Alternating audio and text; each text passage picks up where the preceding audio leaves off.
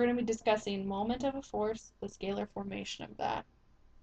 So if you're looking at this wrench here, you're applying a force F at a distance d from the z-axis. And this force is going to produce a tendency for the body to rotate around the z-axis.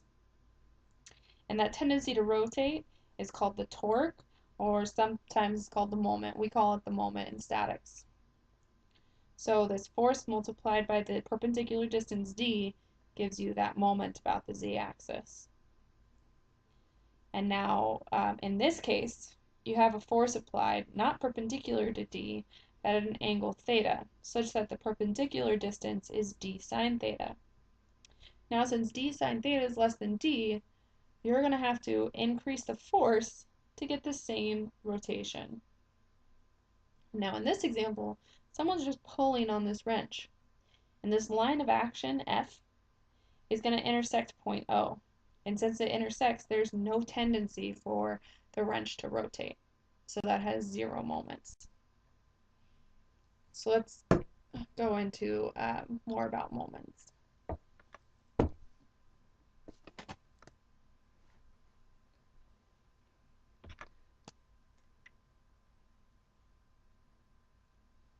So if we have a body O, and this is its point O, and we've got a force acting right here at a perpendicular distance d, this force is going to produce a tendency for the object to rotate, which is its moment. And the magnitude of that moment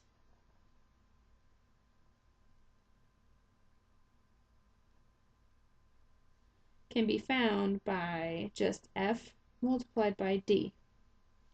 And d is the moment arm,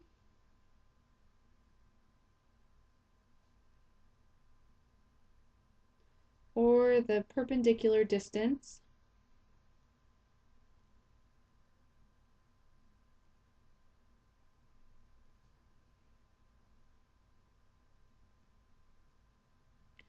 from the axis at point O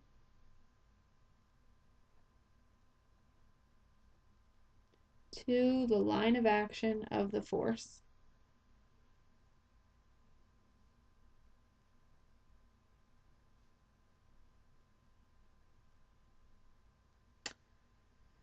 So the units of a moment are going to be either Newton meter or pound foot. And the direction of the moment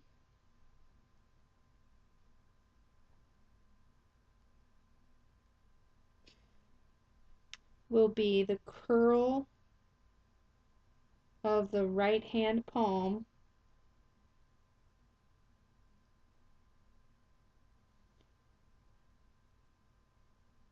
represents the rotation, while the thumb will give you the directional sense of the moment.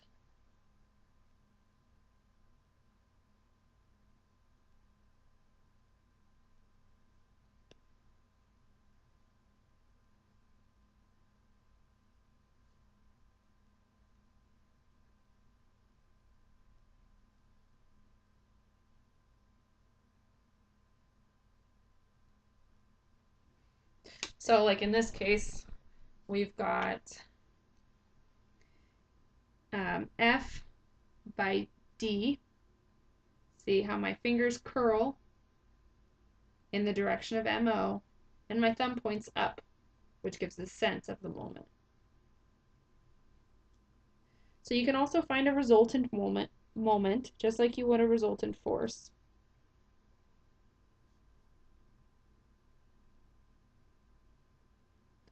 And you add those up by saying that counterclockwise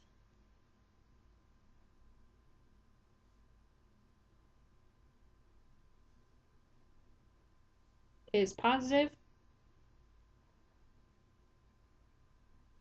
and clockwise is negative.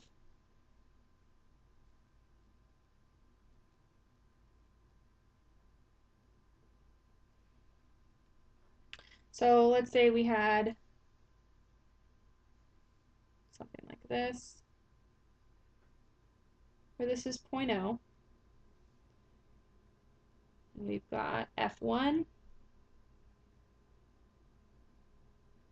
D1, which produces moment M1, and we've got F2,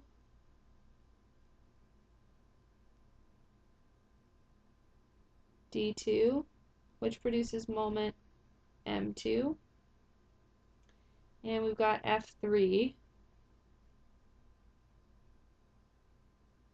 and D3, which produces moment M3. So if we want to sum the resultant moment about 0.0, it would be the sum of the forces multiplied by the perpendicular distance. So that would be MR, in this case, MR about O. So F1, D1 is operating in the counterclockwise, so it's positive, F1, D1. F2 is operating in the clockwise, so it's negative. And F3 is operating in the counterclockwise, so it's positive. And that is the moment of a force for the scalar formation.